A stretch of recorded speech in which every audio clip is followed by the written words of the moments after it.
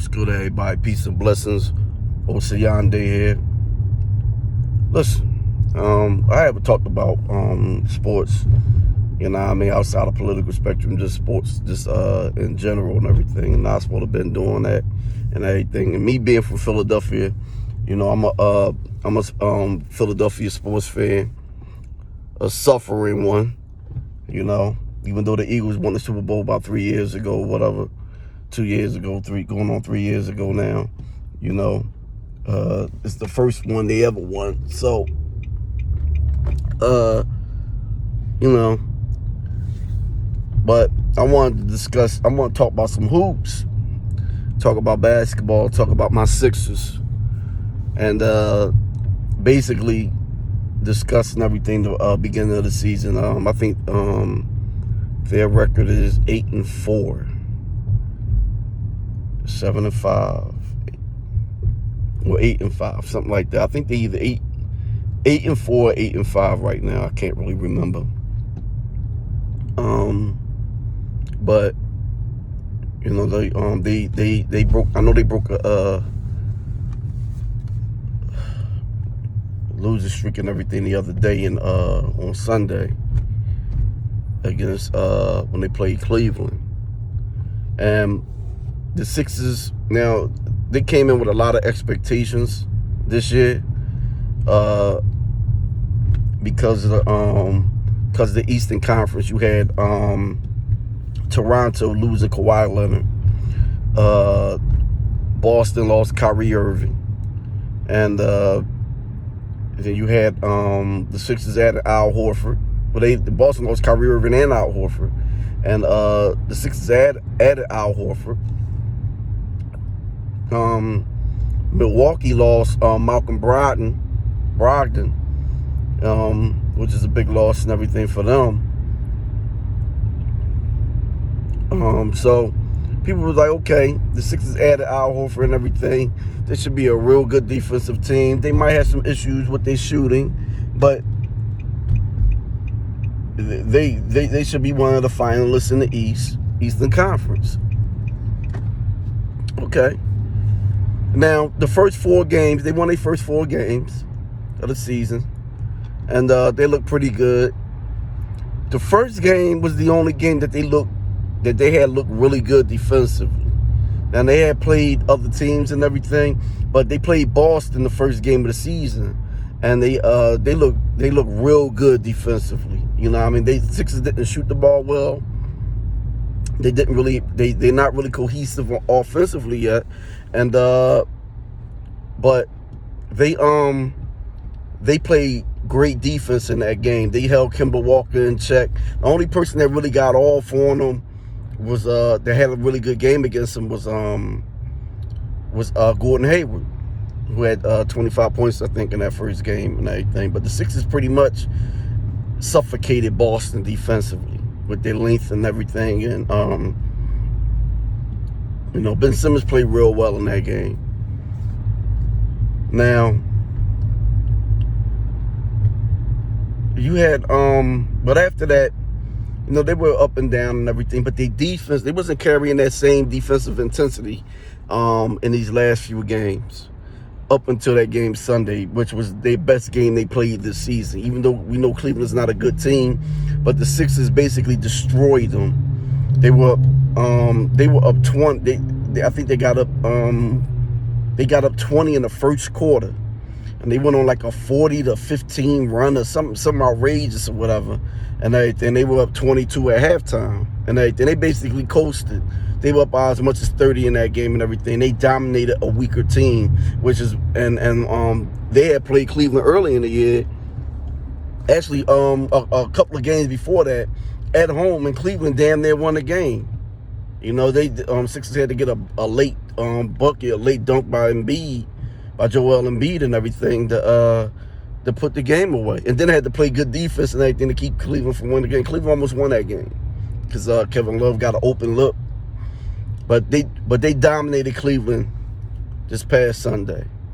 The things that are disheartening is that, first, I'm going to deal with Ben Simmons. Now, Ben Simmons had all these videos out of him shooting and everything. Ben Simmons is a respectable jump shot away from being one of the 5 best players in basketball. He has everything else. He's a terrific passer. He's a terrific athlete. He's a terrific rebounder, and he plays hell of fire defense. He's one of the better defensive, better perimeter defenders in the NBA right now. You know, when he puts his mind to it, when he decides he wants to be. But his refusal to shoot the basketball is not only hindering him, but it is keeping the Sixers from being who they should be. Now, when Luka Doncic got drafted, you know, because you know a lot of people in Philadelphia were comparing one to the other, and it was a time when Luka first got drafted. I still wouldn't trade Ben for him. Well, Luka Doncic has show how terrific a player he was last year when he won Rookie of the Year, and this year he's taken his game to another level. And now the conversation ain't even close between him and Ben Simmons. Luka Doncic is a way better player than Ben Simmons is. Luka Doncic is one of the 5 best offensive players in the whole game, period, right now. And he's in a very top of MVP discussions, early MVP discussions and everything.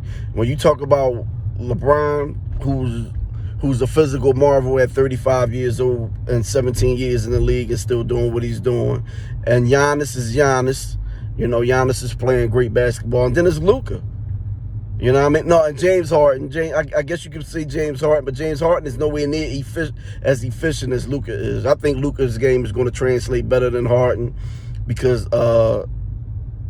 you know, he's a much more efficient player than Harden is. Luka Doncic is the goods. He is the goods. And he's a great young player, man. The kid only 20 years old doing what he's doing. So, the only thing that Ben Simmons has over Luka Doncic is athleticism, is the physical attributes. He's bigger and he's way more athletic. And he's a better defensive player than Luka is. But come on with the dumb shit. I'm driving, my bad. But, you know, I'm going to get off Luka for a minute. Back to the Sixers. Yeah, the Ben Simmons refusal to shoot is going to hinder them. It's going to hurt them. This motherfucker still refuses to shoot outside the paint, let alone the 3-point shot, you know. And it's going to hinder them. This is going to hurt them because they got to configure their team. You can't have him and Embiid in the post. They're going to clog the lane. They clog the middle. They have very little spacing as it is. You know, they run into each other. A lot of that has to do with them still trying to learn how to play with each other, with Josh Richardson and Al Horford and those guys or whatever. But a lot of that has to do with the fact that you got to find somewhere for Ben to be at, and Ben has to be in the post because he refuses to shoot. This motherfucker in the way. He's in the way with this bullshit, you know, and it's going to hurt him, and it's damn sure going to hurt the team because the Sixers are committed to Ben. You know what I mean? Ben signed that max contract that doesn't start until next year. So they got basically Ben for 6 more years. It takes Embiid out of the post where he's much more effective and everything. It has him on the perimeter. And you have one of the more dominant players in the league who nobody can deal with him inside. Yeah, he can't get inside and everything because you have been down there. And then the second thing is about Brett Brown. Brett Brown deficiencies as a coach is showing and everything because when the Sixers were doing the tank and everything, you know, you would understand why they would turn the ball over and why they would blow leads and all that. And he was trying to implement a system, so you understood why they were shooting so many threes. They weren't trying to win then. You know, but now they're still doing the same thing. The Sixers are not a good 3-point shooting team. They are a big physical team that doesn't play big and physical. You know, they're shooting 3-pointers when they should be outside on the when when they should be inside the paint and everything and dominating teams. And they like Brett Brown talking about someone, yeah, we're going to play bully ball, but they haven't shown they were going to do that yet and everything until the other day. You know, I think they took they might have took 12 or 13 threes the other day from when I was looking or whatever, which is a small number for them. The Sixers had a game where they took 40 fucking 3-pointers. Why are you shooting 40 threes and you're not a good 3-point shooting team? You don't have snipers on this team. You have guys that like Tobias Harris and everything. Tobias Harris is a good player, but he's not a great player. The Sixers overpaid to keep him and everything. He's getting played like he's a great player, but he's not a great player. He's a good player, but he's a scorer, but he's a guy that has to get his rhythm.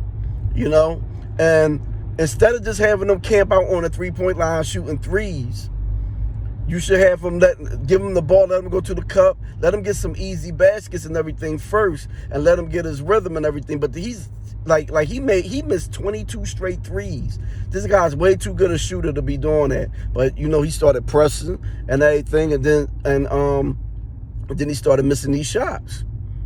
You know. Eventually, he got out of the slump and everything. The last couple of games, he's played really well. He shot the ball really well, but but Tobias Harris should be is a good player, but he shouldn't be shooting that many threes, and none of them should. Embiid should not be shooting 6 or 7 threes a game. That's ridiculous. That's way too fucking high. 2 or 3 at the most. 2 or 3 at the most, but he should be getting most of his points inside, because teams can't guard him. Now I understand you got to pack him in and everything, and that's when you have Tobias and everything and other guys outside. Al Horford can hit the occasional 3 and things like that, but they don't have snipers on the team. They need more shooting, all right?